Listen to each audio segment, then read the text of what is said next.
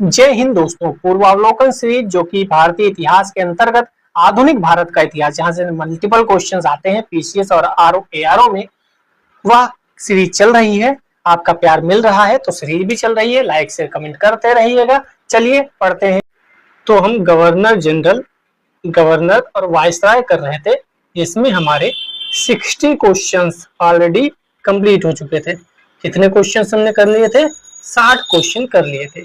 आज हमें 61 number question से पढ़ाई शुरू करनी है। तो पहला क्वेश्चन आपकी स्क्रीन पर दिख रहा है, किसने सिंध विजित कर उसका अधिकरण किया था? कौन था जिसने सिंध को अधिकरण किया था? सिंध का अधिकरण किसने किया था? तो नेपियर था, उसने सिंध को विजित किया था या उसका अधिकरण किया था, ये आपको पता होना चाहिए। ठीक है, सिंध ध्यान रखिएगा, ये सिंध बहुत ही ज्यादा महत्वपूर्ण है। अगर देखें तो ऊपर लिखा भी है 1843 में नेपियर ने सिंध को पूर्ण रूप से ब्रिटिश साम्राज्य में मिला लिया था। क्यों? क्योंकि प्रथम आंग्ल अफगान युद्ध हुआ था। ठीक है, अफगान को तो हरा नहीं पाए, तो सोचा, आप वही कहते हैं ना कि कुछ बड़ा काम करने गए, कुछ नहीं हुआ तो कहा कुछ तो काम कर लो। जैसे पनीर लेने गए, मेहमान आए थे घर पे, पनीर मिली नहीं तो कहा पनीर नहीं मिली तो कम से कम छोला ही ले लो, छोला चावल बना लेंगे। समझ रहे हो आप? और कई बार झूठ भी बोल देते हैं। कमरे पे आए दोस्त, कहा पनीर ले आए, जाकर पनीर बनाते हैं। फिर हमने सोचा पनीर में कौन रुपया लगाए, कह देते पनीर मिला ही नहीं। खैर आगे बढ़ते हैं। 62 नंबर क्वेश्चन, सिंध पर ब्रिटिश ने कब्जा कब किया था? तो अभी हमने ऊपर देखा 1843 में। ये ध्यान रखिएगा, सिंध पर पहले से ही सहायक संधि लागू कर ली गई थी। सिंध साथ में था ब्रिटिशर्स के, लेकिन जब अफगान नहीं जीत पाए तो सिंध को इसका भुगतान करना पड़ा और सिंध बेचारा सोच में पड़ गया कि हम तो तुम्हारे साथी थे, हमें क्यों पनिशमेंट किया। 63 नंबर क्वेश्चन, सिक्किम का भारत में विलय किसने किया था? सिक्किम को किसने मिलाया था? सिक्किम मिलाया गया था डलहौजी के द्वारा। वही डलहौजी जिसने सतारा से शुरुआत की थी और अवध की कहानी खत्म करने के बाद रोका था। अगर आपने कल की वीडियो नहीं देखी तो आप इस लाइन को नहीं समझ पाएंगे। इस लाइन का मतलब है 48 से शुरू किया था उसने, 1848 सतारा को मिलाकर, और अवध को 1856 में, इस बात को लेकर कि वहां शासक सही से काम नहीं कर रहा, इस बात को लेकर उसने मिला लिया था अवध को अपने राज्य में। तभी मैंने कहा सतारा से अवध तक की कहानी डलहौजी के काल में पूरी हुई थी। सिक्किम भी उसी का हिस्सा था। सिक्किम को 1817 को हेस्टिंग्स के काल में स्थिति को सिक्किम और ब्रिटिश भारत के साथ तितलिया संधि हुई थी। कौन सी संधि हुई थी? तितलिया संधि। ये भी ध्यान रखिएगा, सिक्किम का भारत के अंतर संबंध विगत इतिहास में हम 3 अवसरों पर देखते हैं। एक तो हमने 1817 की बात कर ली, इसमें तितलिया संधि हुई थी।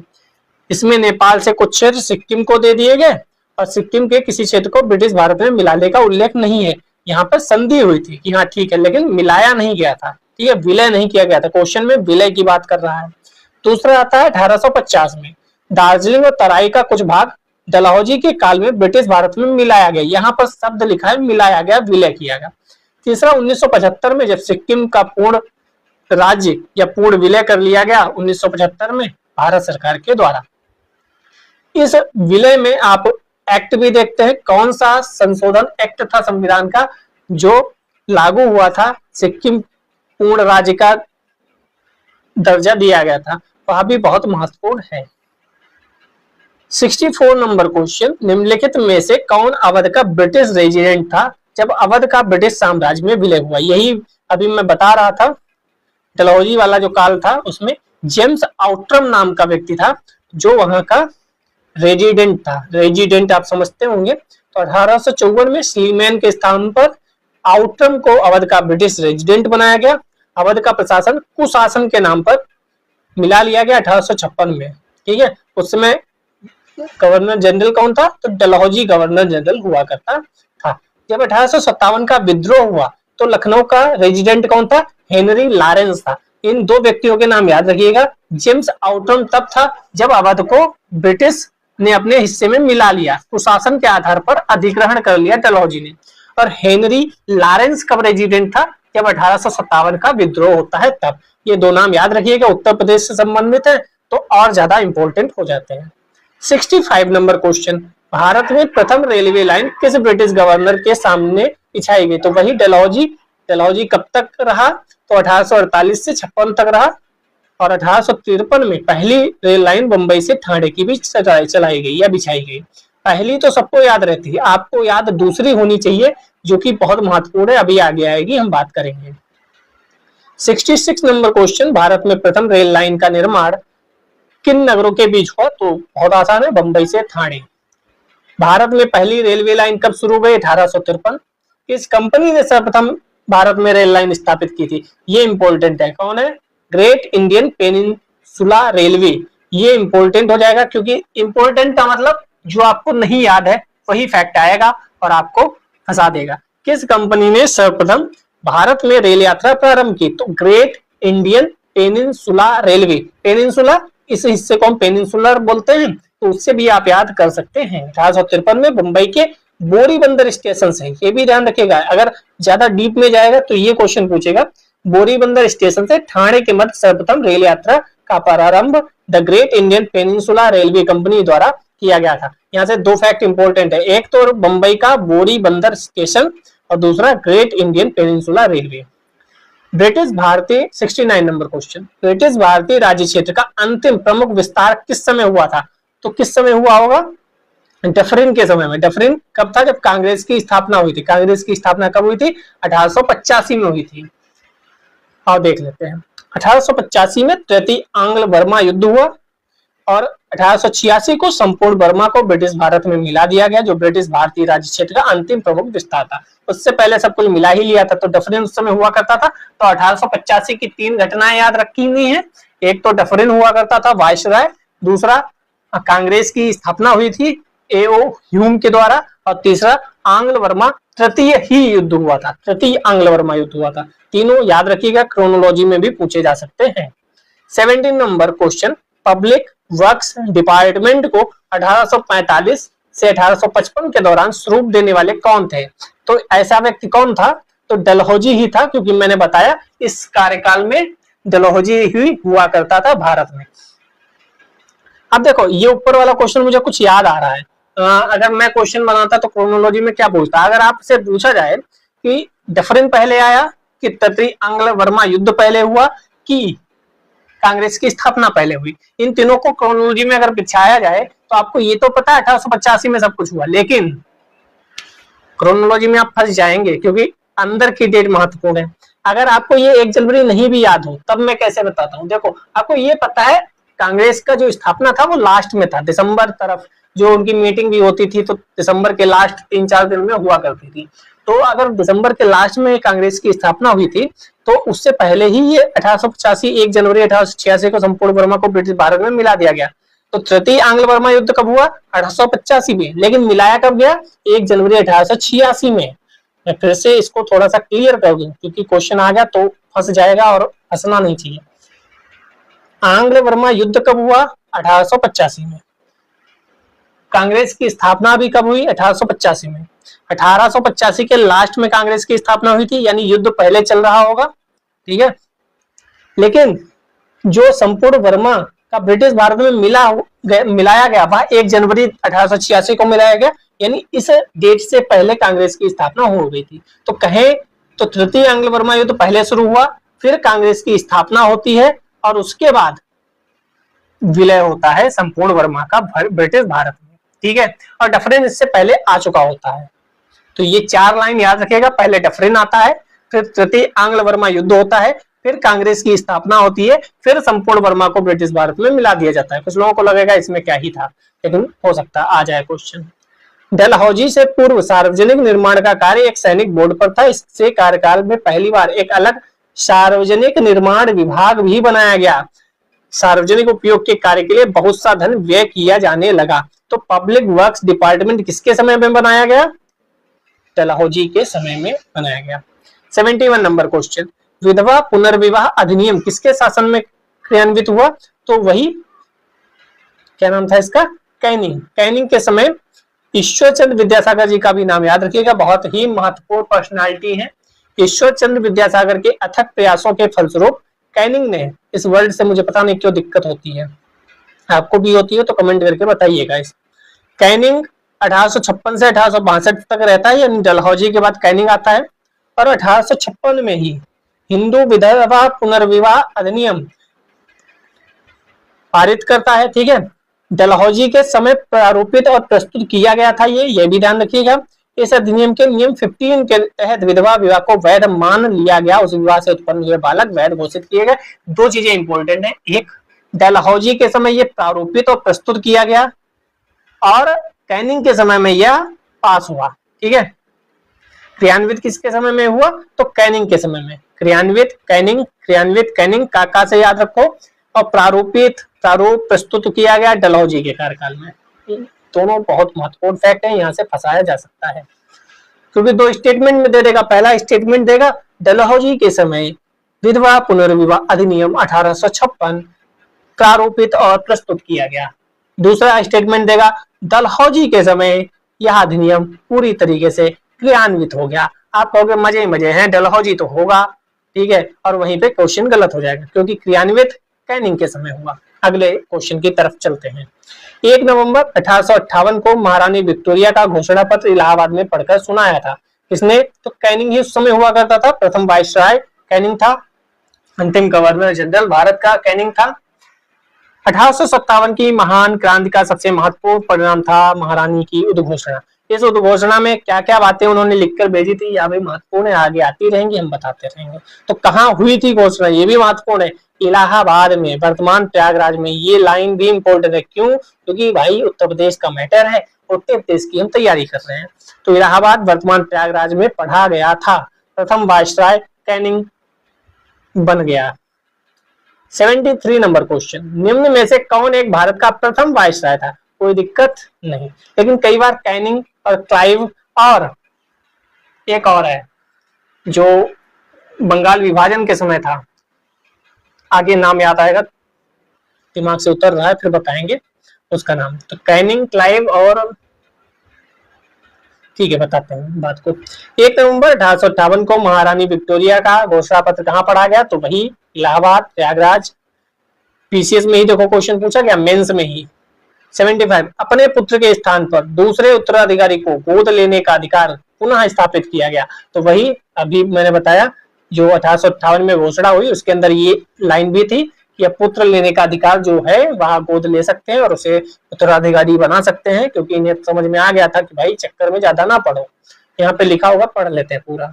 1 नवंबर 1858 को इलाहाबाद में दरबार लगाया गया, घोषणा हुई, भारतीय देशी राज्यों के प्रति नीति को भी व्यापक रूप से परिवर्तित किया गया, साम्राज्य के लिए संभावित किसी संकटापन्न स्थिति से बचाव के लिए उनके प्रयोग का नीति तैयार किया गया, विजय और विलय की नीति को पूर्णता परित्याग कर दिया गया। ये भी ध्यान रखिएगा कब पूर्णता परित्याग किया गया था, तो यही देशी राज्यों के शासक को उत्तराधिकारी गोद लेने की अनुमति थी।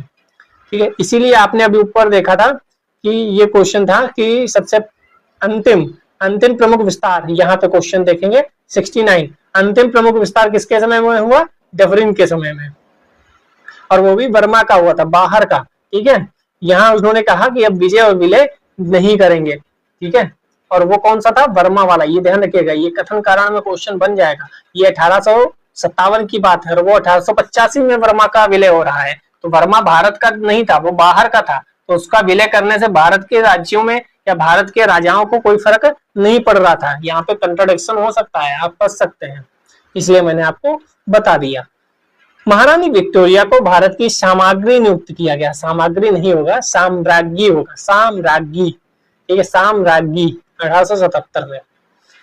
राजसी उपाधि अधिनियम ब्रिटिश संसद द्वारा 1876 में पारित किया गया। ये भी ध्यान रखना भाई, ये क्वेश्चन लोग नहीं पढ़ते हैं। राजसी उपाधि अधिनियम, रॉयल टाइटल्स एक्ट, ब्रिटिश संसद द्वारा 1876 में पारित किया गया। इस अधिनियम के तहत महारानी विक्टोरिया का अच्छा इस समय लिटन था, लिटन हुआ करता था। 1877 को दिल्ली दरबार हुआ, ये भी ध्यान रखिएगा, 1877 में दिल्ली दरबार। लिटन के समय में 2-3 चीजें ऐसी हुई हैं जो बहुत खतरनाक थी। एक तो प्रेस वाला, दूसरा जो बंदूक वगैरह रखने वाला, उसका क्या नाम था, वो भी देखो दिमाग से उतर गया, और तीसरा दिल्ली दरबार। ये लिटन के समय में तीनों चीजें हुई थी। ठीक है, इसी प्रकार सम्राट एडवर्ड सेकंड नहीं है, 7th है, 7 को 1903 में और जॉर्ज 5 को 1911 में भारत का सम्राट घोषित किया गया। इंपॉर्टेंट क्या है, अब ध्यान से सुन लो, ये इंपॉर्टेंट बात है। महारानी विक्टोरिया को 1877 में, ठीक है, सम्राट एडवर्ड 7 को 1903 में और जॉर्ज पंचम को 1911 में भारत का सम्राट या साम्राज्य नियुक्त किया गया।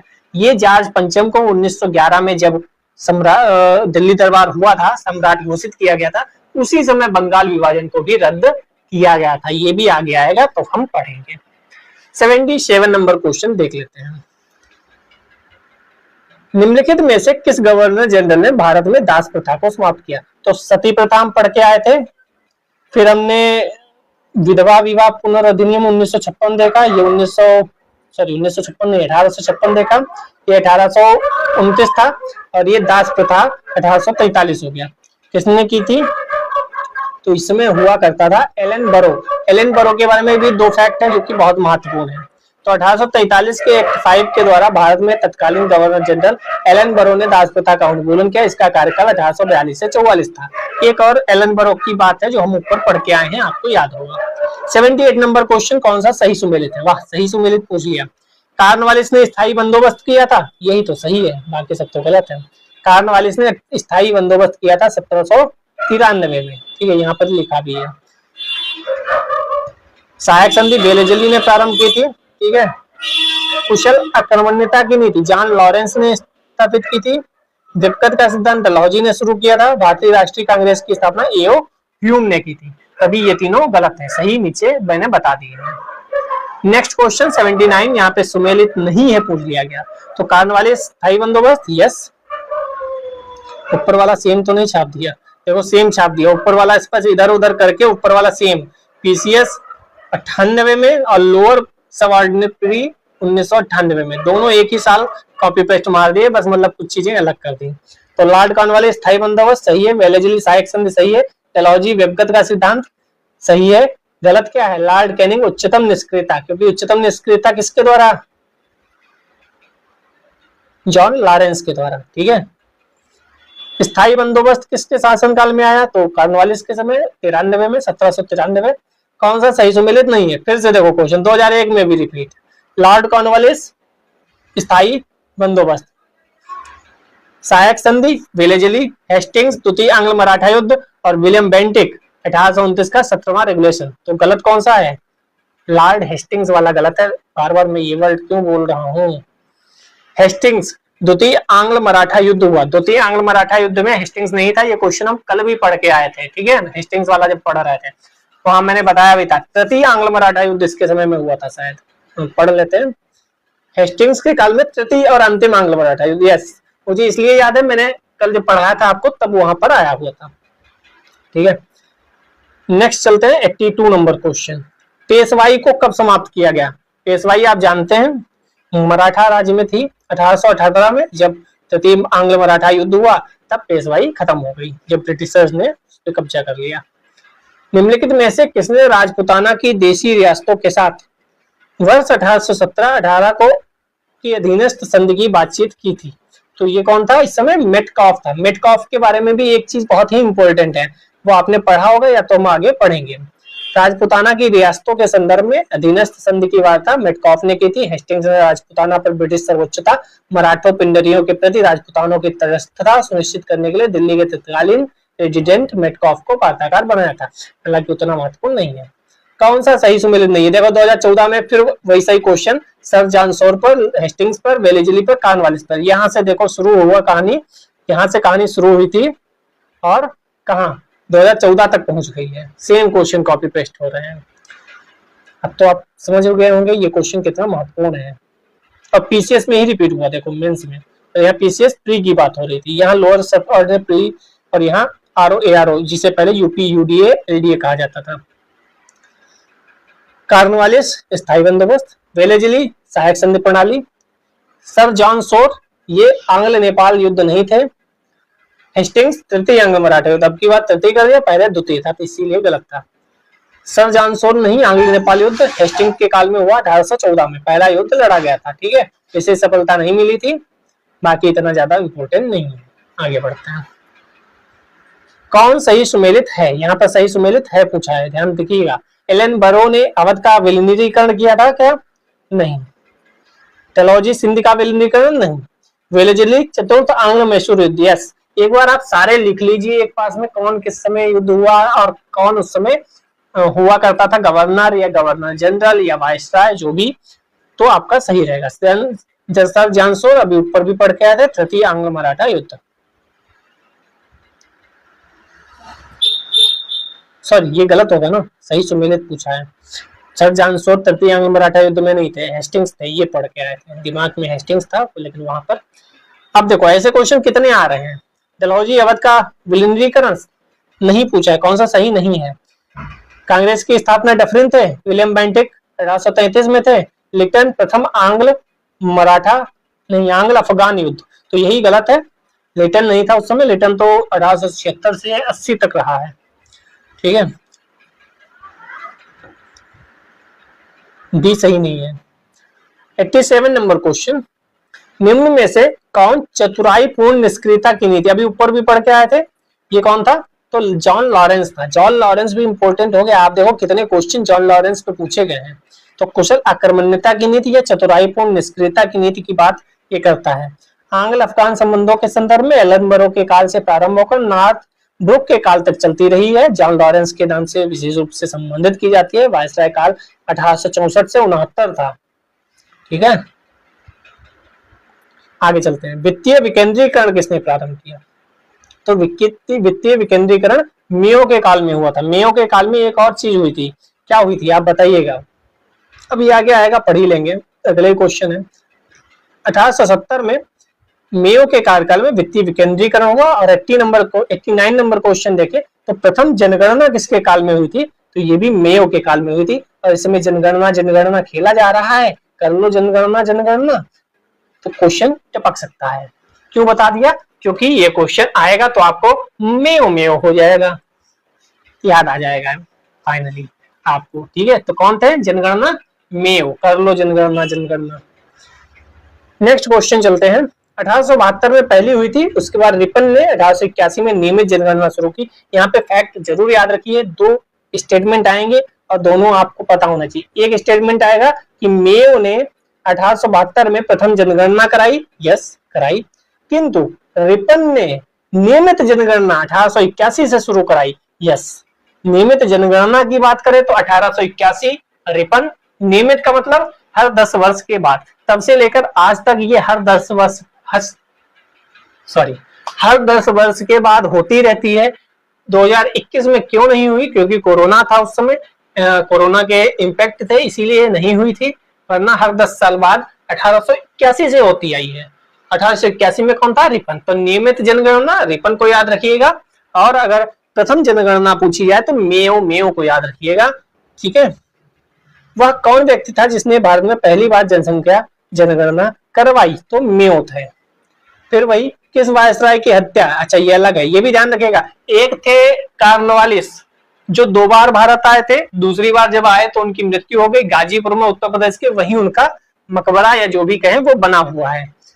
दूसरे ये थे, किस वायसराय की हत्या? अंडमान निकोबार द्वीप समूह में जब वे भ्रमण पर थे एक दंडित अपराधी द्वारा की गई थी, ये भी इंपॉर्टेंट है। मेयो ही थे। मेयो के बारे में 3 फैक्ट याद रखिएगा, वित्तीय विकेंद्रीकरण, दूसरा जनगणना, प्रथम जनगणना, तीसरा उनकी हत्या अंडमान निकोबार द्वीप समूह में हो गई थी। तो ऐसे 2 व्यक्ति या 2 वायसराय गवर्नर जनरल जिनकी हत्या या जिनकी मृत्यु भारत में हो गई थी, तो एक कार्नवालिस थे और दूसरे मेयो थे जिन्होंने जनगणना कराई थी।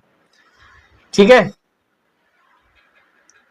और ये प्रथम गवर्नर जनरल थे जिनकी हत्या उनके कार्यकाल में की गई थी, ये भी ध्यान रखिएगा, ये फैक्ट भी इंपॉर्टेंट है। किस वायसराय की हत्या उसके कार्यकाल में हुई थी? तो मेयो की हत्या हुई थी। आगे बढ़ते हैं, आज में 129 क्वेश्चन करने थे, 93 पे हम पहुंच गए हैं। मेयो के 1870 के संकल्प के बारे में निम्नलिखित में से कौन सा कथन सही है? सही पूछा है। केंद्रीय प्रांतीय वित्त को विभाजित करने वाला यह पहला कदम था। दूसरा, प्रांतीय सरकारों को कुछ सेवाएं प्रशासित करने का अधिकार दिया गया। तीसरा, इसने मौजूदा असमानता को सुधारने का प्रयास किया। इसने प्रांतों की वास्तविक आवश्यकताओं पर ध्यान दिया। तो सभी सही है। ठीक है, क्योंकि उस सही उत्तर ही चुनना था। तो मेयो ने विकेंद्रीकरण किया था, अभी हमने देखा था 2023 का क्वेश्चन, इसीलिए इतना लंबी उनकी पूछ लिया गया। पढ़ लेते हैं, क्वेश्चन आ सकता है फिर से। मेयो का शासनकाल 69 to 72 था। शैक्षणिक और प्रशासनिक सुधारों के लिए स्मरण किया जाता है। प्रशासन में सुधार के लिए प्रत्येक अलग अलग प्रशासन से पत्राचार के उपरांत 1870 को एक संकल्प जारी किया। मेयो रेजोल्यूशन या प्रांतीय सरकारों का चार्टर भी कहा जाता है। केंद्रीय प्रांतीय वित्त को विभाजित करने की दिशा में पहला कदम था, ये याद रखिएगा। केंद्रीय और प्रांतीय वित्त को विभाजित करने में पहला कदम था। प्रांतीय सरकारों को स्वायत्तता देते हुए तभी ऊपर पड़ा था विकेंद्रीकरण। उन्हें जेल, शिक्षा, चिकित्सा आदि सेवाओं के लिए केंद्रीय राजस्व से कुछ राशि दी गई थी। इच्छानुसार प्रशासन करने के लिए कहा गया था। इसके साथ ही मौजूदा असमानताओं को सुधारने पर जोर दिया गया। प्रांतों को वास्तविक आवश्यकताओं पर, इतना सब ठीक नहीं है, जितना मैंने हाईलाइट किया उतना आप पढ़ लीजिएगा, ठीक है। और विकेंद्रीकरण की बात याद रखिएगा। 94 नंबर क्वेश्चन, अफगानिस्तान के प्रति एक जोश भरी अग्रनीति यानी फॉरवर्ड नीति किसने शुरू की थी या किसने इसका अनुसरण किया था? तो लिटन, वही लिटन जिसने प्रेस एक्ट लगाया था, वही लिटन जिसने आर्म्स एक्ट, हाँ उसको आर्म्स एक्ट कहते हैं, आर्म्स एक्ट था। इसी के समय में दिल्ली दरबार हुआ था। 1876 ईस्वी में लिटन के वायसराय बनकर आने पर अफगानिस्तान के प्रति अपनाई गई नीति में परिवर्तन आया। कुशल अकर्मण्यता की नीति के स्थान पर अग्रगामी नीति का अनुसरण होने लगा। 1876 से 80 तक रुका, बहुत खतरनाक था, बहुत बेकार था इंडिया की दृष्टि से। इसके बाद रिपन आता है जो थोड़ा ठीक आदमी था, उसने ही फिर ये एक्ट वगैरह जो ये पास करके गया था उनको हटाया था। वो आदमी भारत के लिए ठीक माना जाता था, ये आदमी लिटन ठीक नहीं माना जाता था। अफगानिस्तान के प्रति आक्रामक नीति किस वायसराय ने बनाई थी? तो आक्रामक नीति लिटन के द्वारा बनाई गई थी। नेक्स्ट क्वेश्चन, लिटन ने निम्नलिखित में से किससे संबंधित नहीं है? देखो यहाँ पे उसने सारे दे दिए। तो वर्नाकुलर प्रेस एक्ट से, अभी मैंने बताया प्रेस एक्ट लाया था। शस्त्र अधिनियम, अभी मैंने बताया आर्म एक्ट लाया था। इलबर्ट विल, ये नहीं लाया था, इलबर्ट विल नहीं था, तो आंसर हो रहा होगा डी। देख लेते हैं डी, क्योंकि इलबर्ट विल कौन लाया था?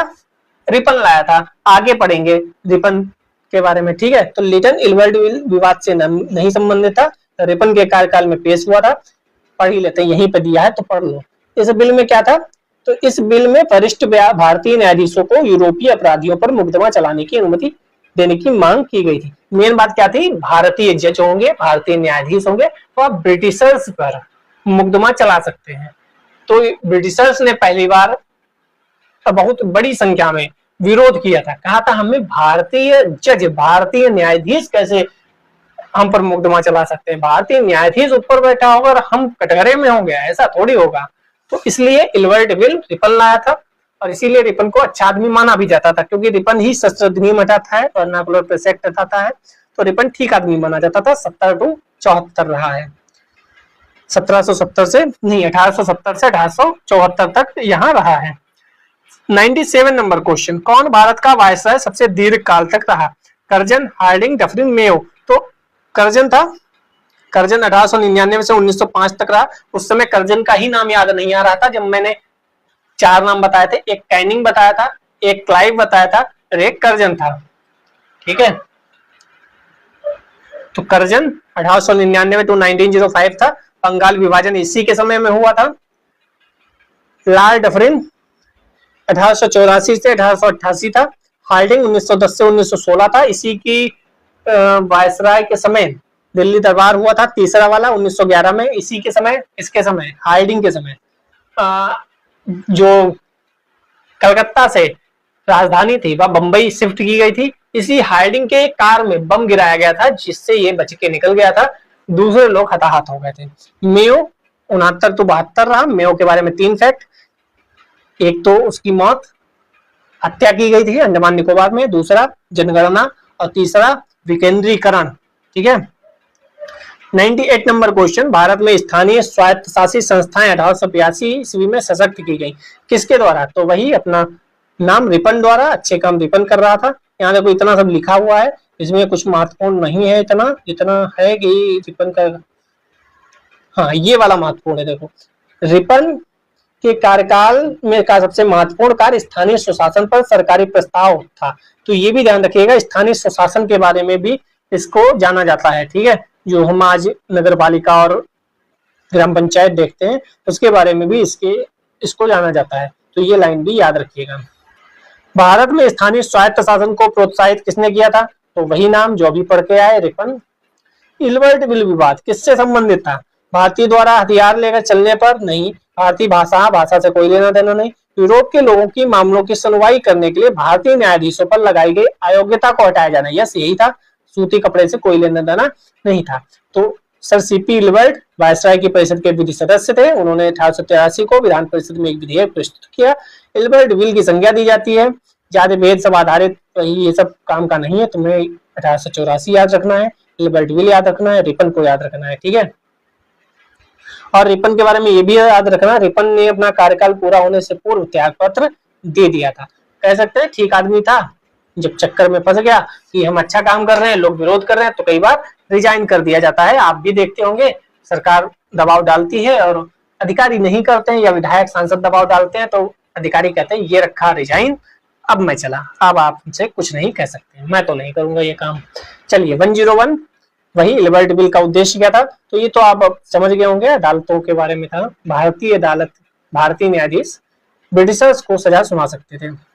किसकी पदावधि में महिलाओं तथा बच्चों की कार्यावधि के घंटों को सीमित करने स्थानीय शासन को आवश्यक नियम, तो आप यहाँ से पकड़ सकते हैं। स्थानीय शासन को आवश्यक नियम बनाने के लिए, प्राधिकृत करने के लिए प्रथम फैक्ट्री अधिनियम, ये भी एक लाइन आ गई। देखो इससे क्या होता है ना, महत्वपूर्ण चीजें सब पता चल जाती हैं और आपका रिवीजन भी हो जाता है और आपका टेस्ट भी हो जाता है। आपको पता है कि नहीं? जो नहीं पता है उसको नोट डाउन कर लीजिए। तो स्थानीय शासन, प्रथम फैक्ट्री अधिनियम, ये दोनों भी महत्वपूर्ण थे। किसके शासनकाल में? वही रिपन। तो प्रथम फैक्ट्री अधिनियम 1881 आता है। इस अधिनियम में क्या लिखा था ये भी आप पढ़ लीजिएगा, मैंने हाईलाइट कर दिया, आप यहाँ पे पॉज करके पढ़ लीजिएगा।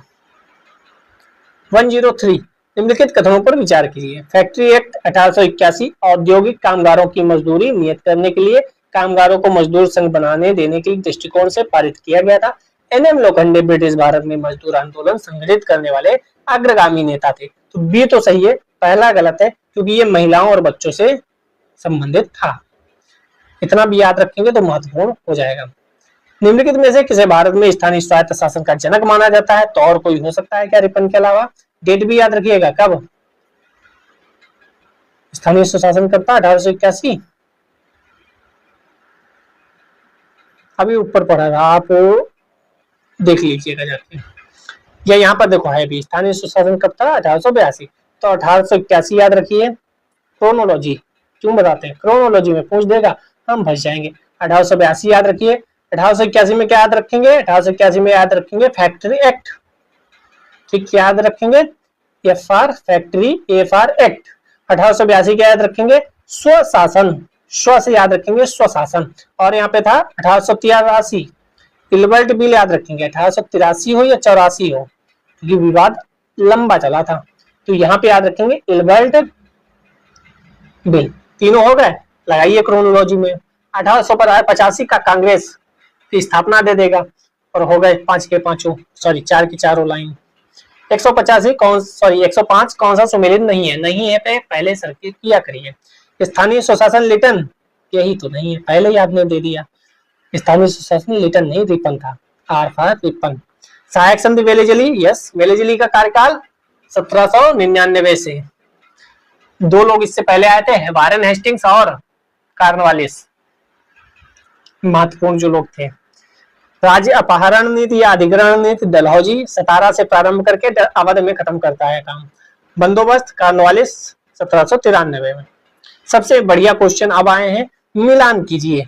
तो क्लाइव का मिलान, बेंटिक का मिलान, मेटकॉफ का मिलान और कर्जन का मिलान। यही मेटकॉफ के बारे में मैंने बताया था। मेटकॉफ प्रेस पर प्रतिबंध हटाने वाला व्यक्ति था। 3 का ए जहां पर हो उसे सर्किल कर दीजिए, ये बहुत महत्वपूर्ण है। मेटकॉफ ने क्या किया था? प्रेस पर प्रतिबंध हटाया था, इसलिए मेटकॉफ बहुत ज्यादा महत्वपूर्ण हो जाता है। क्लाइव कौन था? बंगाल में दोहरा शासन लगाने वाला, बंग विभाजन करने वाला था क्लाइव। नहीं, क्लाइव तो दूसरा था, बेंटिक था, कर्जन था, कर्जन बंग विभाजन था। 4 का बी यहाँ पर है, तो यही सही है। हाँ देखो एक जैसे नाम है, क्लाइव कर्जन, तभी डिस्टर्ब हो जाता हूँ। कर्जन बंग विभाजन था। तो बेंटिक कौन होगा? बेंटिक होगा अंग्रेजी शिक्षा नीति, मैकाले के समय में। कब था? 33-35 के आसपास की कहानी थी। क्लाइव ही बचा बंगाल में दोहरा शासन। हाँ क्लाइव ही ने तो लगाया था बंगाल में दोहरा शासन। तो ये वाला आंसर सही हो जाएगा ए। क्लाइव इलाहाबाद की संधि करके आता है तब दोहरा शासन लगाता है। ठीक है। मेटकाफ को समाचार पत्रों का मुक्तिदाता कहा जाता है। ये महत्वपूर्ण फैक्ट था, ये आपको याद रखना है मेटकाफ के बारे में। एक ही फैक्ट महत्वपूर्ण है मेटकाफ के बारे में, वो याद रखिए। यहाँ आते हैं, फिर से मिलान कीजिए। सबसे पहले क्या आप उठाएंगे? कर्जन उठाएंगे, बंगाल का विभाजन 4 का सी 2 जगह है। फिर डलहौजी को उठा लो, विभगत का सिद्धांत 1 का डी दोनों जगह है। विलियम बेंटिक को उठा लो, सती प्रथा का निषेध, रिपन स्वायत्त शासन। तो ए वाला इसका भी आंसर सही होगा। ठीक है, ये सब वही है जो रिपीट हुए, तो पढ़ने की आवश्यकता नहीं है। एक्सप्लेनेशन, निम्नलिखित में से कौन सी जोड़ी सुमेलित है? सुमेलित है पूछा है, कॉर्नवालिस रेगुलेटिंग एक्ट। हाँ, एक रेगुलेटिंग एक्ट आया तो था 1793 में ही। वेलेजिली स्थायी बंदोबस्त नहीं, वेलेजिली स्थायी बंदोबस्त नहीं था। अच्छा, रेगुलेटिंग एक्ट कॉर्नवालिस के समय नहीं आया था, वो दूसरा था। 93 में जो आया था वो दूसरा था। एलन बरो सिंध का विलय, हाँ ये सही है। ऊपर भी हमने कहा था एलन बरो, याद रखिएगा एलन बरो जो है वह सिंध का विलय के लिए जाना जाता है। ठीक है, 1843 में, 1842 से 44 था, वहां पे लिखा था। भारतीय पुरातत्व सर्वेक्षण किसके काल में हुआ? ये भी महत्वपूर्ण है, ये कर्जन के काल में हुआ था भारतीय पुरातत्व सर्वेक्षण, ये भी आपको रटा होना चाहिए। 1784 ईस्वी में कलकत्ता में विलियम जोन्स द्वारा एशियाटिक सोसाइटी की स्थापना हुई, ये भी कई बार क्वेश्चन पूछा जा चुका है। 1861 में कैनिंग द्वारा अलेक्जेंडर कनिंघम को पुरातात्विक सर्वेक्षण नियुक्त किया गया। 1871 में पुरातात्विक सर्वेक्षण के लिए सरकार में अलग विभाग बनाया गया और कर्जन के कार्यकाल में ही 1901 में भारतीय पुरातत्व सर्वेक्षण को एकीकृत केंद्रीकृत स्वरूप देते हुए जॉन मार्शल को इसका महानिदेशक नियुक्त किया गया। यहाँ कई लोगों के नाम आए हैं, एक विलियम जोन्स का नाम आया है, उनके बारे में आपको पता होना चाहिए। अलेक्जेंडर कनिंघम और कैनिंग का नाम आया है। नेक्स्ट कर्जन का नाम आया है, नेक्स्ट नाम आया है जॉन मार्शल का। इन सब के बारे में आप इसको पॉज करके पढ़ लीजिएगा, मैंने पढ़ा ही दिया है, एक बार आप और रीड कर दीजिए। भारतीय पुरातत्व सर्वेक्षण की स्थापना हुई थी कर्जन के काल में। निम्नलिखित में से किसने पुरातत्व सर्वेक्षण विभाग की स्थापना की थी? तो इसमें कोई भी आंसर नहीं था। ठीक है, क्यों? क्योंकि 2 लोग इंपॉर्टेंट है। एक तो अभी ऊपर पढ़ के है मेयो, जो इसमें नहीं दिए गए हैं, देखो कर्जन, मिंटो, हार्डिंग, चेम्सफोर्ड है। दूसरे कैंपबेल, इनका भी नाम नहीं दिया गया, तभी इसको बाहर कर दिया गया था। छत्तीसगढ़ लोक सेवा आयोग ने इसको निरस्त कर दिया था। हम काम की चीज पढ़ लेते हैं। 1871 में पुरातत्व सर्वेक्षण विभाग बनाया गया। उस समय governor general earl of Mayo था, जो मेयो वही जो हम पढ़ के आए हैं। 1872 में उसने पहली बार सेंसस भी यानी जनगणना भी कराई थी। George Douglas Campbell secretary of state for India उस समय थे। इन दोनों में से किसी का भी नाम होता तब भी हम कह सकते थे, लगा सकते थे, पास के ही दोनों थे। ठीक है, क्योंकि सुझाव कैंपबेल ने दिया था और उस समय वायसराय मेयो था। तो लेकिन दोनों के नाम नहीं है, तो हमें मजबूरी में क्वेश्चन नहीं टिक करना है। प्राचीन स्मारक संरक्षण एक्ट किस गवर्नर जनरल के कार्यकाल में पारित हुआ? तो प्राचीन संरक्षण कर्जन के कार्यकाल में 1904 में कर्जन था। ठीक है, ऐतिहासिक इमारत वगैरह। ठीक है, 113 भारत में कर्जन के प्रशासन की तुलना औरंगजेब से किसने की थी? तो जीके गोखले, जो गोखले साहब थे, उन्होंने औरंगजेब से कर्जन की तुलना की थी। क्यों की थी? ये आपने पढ़ा होगा जब आपने पूरा फाउंडेशन कोर्स किया होगा। कर्जन ने अपने वायसराय काल में भारतीय जनमानस की आकांक्षाओं की पूर्णतः अवहेलना करते हुए भारत में ब्रिटिश शासन को सुदृढ़ करने का प्रयास किया। गोपाल कृष्ण गोखले कर्जन के प्रशासन की तुलना मुगल सम्राट औरंगजेब से की। गोपाल कृष्ण गोखले किस समय भारत के जो कांग्रेस थी उसके अध्यक्ष बने थे? कब हुई थी वह मीटिंग और वहां क्या पास हुआ था, ये भी आप बताइएगा। गोपाल कृष्ण गोखले ने एक सोसाइटी यानी एक संगठन भी बनाया था, उसका भी नाम आप कमेंट सेक्शन में बताइएगा। 114 इंपीरियल कैडेट कॉर्प्स की स्थापना किसने की थी? ये भी महत्वपूर्ण है, कर्जन ने ही की थी। इंपीरियल कैडेट कॉर्प्स ICC 1901 में की थी। उद्देश्य क्या था? देशीय नरेशों के राजकुमारों एवं सामंतों के पुत्रों को सैनिक शिक्षा का प्रबंध करना था। 115 भारत में ब्रिटिश साम्राज्य के दौरान निम्नलिखित वायसराय पर विचार कीजिए। पदावधियों का सही कालानुक्रम, हम पहले ही बोल चुके हैं, कालानुक्रम आ सकता है, इंपॉर्टेंट है, आपको पता होना चाहिए। तो सबसे पहले कर्जन को लगाओ, 1 कहाँ है? यहाँ नहीं है, इसको कट कर दो। उसके बाद आएंगे हार्डिंग वही जिसके समय में दिल्ली दरबार हुआ था। 1 2 3 4 ऐसे ही होगा क्या? हाँ 1 2 3 4 सही है, नीचे दिया गया है, आप पढ़ लीजिए। कर्जन 1899 से 1905, हार्डिंग 1910 से 16, चेम्सफोर्ड 16 से 21, इरविन 26 से 31 था। 116 असैनिक प्रशासन 1905 के संदर्भ में कौन सा कथन सही है? कर्जन ने भारतीय सीमाओं को पुनर्गठित करने का निर्णय किया, पूर्वी बंगाल आसाम नामक एक नया प्रांत बनाया। क्या आसाम को बनाया था? क्या आसाम नया प्रांत था? 1 और 2 दोनों, आसाम नया प्रांत था, पूर्वी बंगाल और आसाम। 1905 में गवर्नर जनरल कर्जन ने प्रांतीय सीमाओं को पुनर्गठित करने का निर्णय किया, बंगाल को 2 भागों में बांटकर पूर्वी बंगाल और आसाम नामक एक नया प्रांत बनाया। पूर्वी बंगाल और आसाम उधर हो गया, पश्चिम बंगाल अपना इधर हो गया। पश्चिम बंगाल में बंगाल, बिहार, उड़ीसा, छोटा नागपुर, प्लेटू वाली चीजें थी। उसने मद्रास मध्य प्रांत की सीमाओं में भी बदलाव किया था, ये लाइन भी याद रखिएगा। 117 नंबर क्वेश्चन देखते हैं, यूपीआरओ 2023 में ही आया था। कर्जन के संदर्भ में कौन सा कथन सत्य है? अंग्रेजी साम्राज्य को ग्रेनाइट की चट्टान पर स्थापित करना। कलकत्ता निगम, कलकत्ता वाला तो सही है, कलकत्ता निगम भी सही है, और अंग्रेजी साम्राज्य को ग्रेनाइट की चट्टान पर स्थापित करना यह भी सही है। ये दोनों कर्जन की बातें हैं, ठीक है। फूट डालो राज्य करो की नीति वही कर्जन के द्वारा की गई थी, लेकिन मिंटो की द्वारा भी की गई थी, तो ज्यादा सही कर्जन होना चाहिए था, लेकिन दोनों हो सकते हैं। फूट डालो राज्य करो की रणनीति कर्जन और मिंटो द्वारा अपनाई गई थी। नीति के तहत मिंटो ने पृथक निर्वाचन प्रणाली को प्रोत्साहित किया। कर्जन के शासनकाल में ब्रिटिश सरकार ने स्पष्ट रूप से मुस्लिम समर्थक हिंदू विरोधी नीति अपनाई। प्रतीक के रूप में 1905 में बंगाल विभाजन कर दिया, सुविधा उत्पन्न, यही सब ठीक है। कई क्वेश्चन ऐसे भी होते हैं जो बाहर कर दिए जाते हैं बात को, पता नहीं क्वेश्चन क्यों ऐसे देते हैं ये लोग। राज्य लोक सेवा आयोग के लोग हैं, इतने बड़े बड़े पदों पर हैं, मतलब अच्छा नहीं लगता क्वेश्चन गलत बनाया जाए। मुझे विश्वास है कि कांग्रेस अपने विनाश की तरफ जा रही है, मेरी यह बड़ी इच्छा भारत में रहते होगी। ये किसने कहा होगा? जो उस समय रहा होगा। उस समय कौन रहा होगा? कर्जन रहा होगा, ठीक है। इसमें और कुछ पढ़ने वाला नहीं है, बस इतना याद रखो किसने कहा था। तो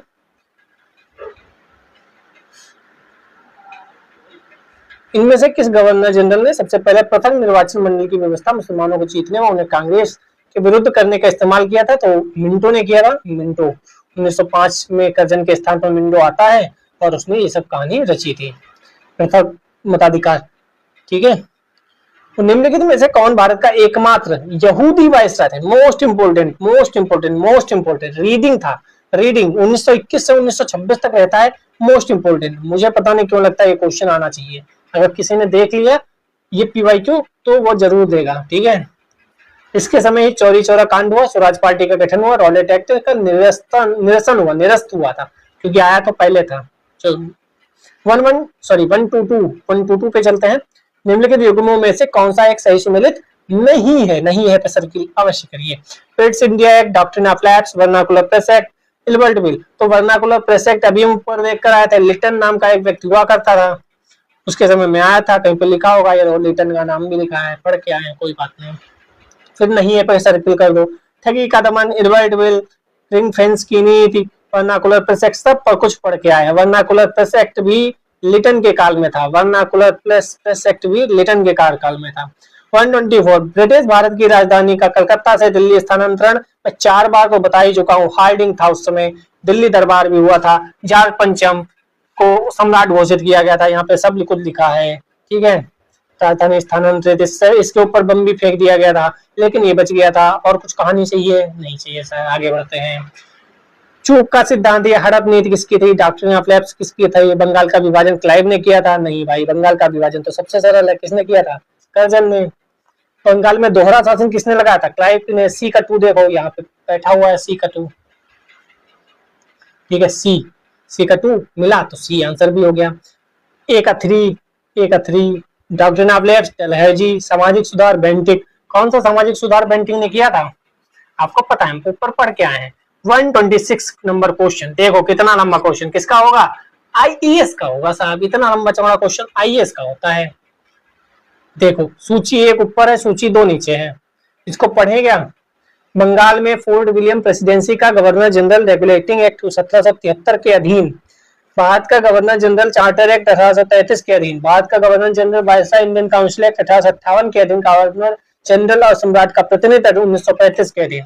नीचे लिखा है Archibald Percival Wavell viscount Wavell James Andrews Broun Ramsay, Charles Cornwallis का दूसरा लो पहला मार्क्सिस्ट गलवाल जाम क्या लिखा है, छोड़ो यार, आंसर देखो इसका कहाँ आएगा। यूपीएससी वाले पीसीएस वाले देख के ही कहेंगे भैया अपन को नहीं देना है। ए का 3 है, ए का 3 मिला दो यहाँ से, ठीक है। यानी बंगाल में फोर्ट विलियम 1773 के बाद चार्ल्स कॉर्नवालिस, कॉर्नवालिस का दूसरा अर्ल पहला मार्किस। और बी का 2, बी का 2, बी का 2 James Andrews brown Ramsay Dalhousie का अर्ल और मार्किस। ये क्या लिखा है मुझे समझ में ही नहीं आ रहा, पढ़े नीचे व्याख्या दी होगी। हाँ ये ऐसे दो तो हम बताएंगे ना, 1833 का एक डलहौजी की नियुक्ति, 1858 का एक मिंटो की नियुक्ति, 1935 का एक वेबल की नियुक्ति। अंग्रेजों द्वारा बंगाल के अधिकार के उपरांत कंपनी के कार्यों को नियंत्रित करने के लिए रेगुलेटिंग एक्ट 1773 ब्रिटिश संसद द्वारा पारित किया गया। इसी एक्ट के तहत कंपनी के गवर्नर को बंगाल का गवर्नर जनरल बना दिया गया। बंगाल के प्रथम गवर्नर जनरल के रूप में वारेन हेस्टिंग्स की नियुक्ति की गई। इस यद्यपि विकल्प में वारेन हेस्टिंग्स नहीं है, इसका उत्तरवर्ती कॉर्नवालिस कालक्रम अनुसार उत्तर दिए होगा। ठीक है छोड़ो, इतना महत्वपूर्ण नहीं है। 127 आएगा तो वैसे ही आएगा जैसे नॉर्मल आते हैं क्वेश्चन, वो नहीं आएगा। संबलपुर, सतारा, अवध, झांसी, यही तो मैं उतनी देर से चिल्ला रहा था। सतारा से शुरू की और अवध में खत्म किया गया। सतारा 1848, बी का 1। इतनी जगह 3 जगह बताओ। अवध, अवध तो हमें पता है 1856, सी का 4, सी का 4 यहाँ नहीं है, तब भी 2 बच गए। झांसी, झांसी कब 1854 था, झांसी शायद, झांसी 1854 था, बी वाला सही होगा। झांसी 1854, डी का 3, हाँ डी का 3 सही है। तो झांसी। संबलपुर बचा, संबलपुर 1849, ए का 2। यही तो मैं बता रहा था डलहौजी के काल में। सतारा से कहानी शुरू होती है और कहाँ पहुंचती है, अवध में खत्म होती है। निम्नलिखित घटनाओं पर विचार कीजिए, कालक्रमानुसार व्यवस्थित कीजिए। सिक्किम का विलय, फिर झांसी का विलय, फिर वर्मा का विलय, फिर पंजाब का विलय। आप अगर अभी देखे होंगे तो वर्मा का विलय सबसे बाद में हुआ था। वर्मा का विलय सबसे बाद में हुआ था। सबसे बाद में का मतलब 84 के, 85 के, 86 के आसपास। 4 को हम अगर लास्ट में रखें, 4 को लास्ट में रखें तो ये दोनों गलत हो जाएंगे, ठीक है, ये दोनों तो गए। सिक्किम 1835 में होता है, ठीक है, कुछ भाग 1850 में होते हैं। पंजाब 1849 में होता है। वर्मा 1886 में होता है। झांसी 1854 में होता है। सिक्किम का पूर्ण विलय क्या मानोगे, 1850 या 1835, उसके हिसाब से आंसर गलत हो जाएगा, इसीलिए इसको आंसर नहीं दिया गया है, स्टार बना हुआ है, ठीक है। क्यों देते हैं ऐसे क्वेश्चन भाई, इतने रुपए खत्म करते हैं, ढंग के क्वेश्चन नहीं बना पाते हैं। निम्न में से किस वायसराय के कार्यकाल में भारतीयों को राय बहादुर, खान बहादुर उपाधियां प्रारंभ करना शुरू हुई थी? तो उपयुक्त में से कोई नहीं, उपयुक्त में से एक से अधिक बीपीएससी का क्वेश्चन है, पढ़ लेते हैं। 1857 के विद्रोह के समय अंग्रेजों की सहायता करने वाले देसी शासकों, जमींदारों को विश्वास पात्र बनाने के लिए उन्हें उपाधियां, खिलअत, भूमि अनुदान, ऋण माफी सबको दे दिया जाता था। हिंदुओं को ही दी जाने वाली प्रमुख उपाधि राय बहादुर, मुस्लिमों एवं पारसियों को दी जाने वाली समकक्ष उपाधि खान बहादुर थी। 1859-60 में तो कैनिंग होगा ना, कैनिंग यहाँ दिया नहीं था, इसीलिए उपयुक्त में से कोई नहीं। 2500 क्वेश्चंस जो हो सकते हैं एग्जाम में आ जाएं, ऐसे इस श्रृंखला शुरू करने का विचार है। आप कमेंट करेंगे तो शुरू होगी जल्दी। तब तक के लिए मिलते हैं नेक्स्ट वीडियो में। जय हिंद, जय भारत।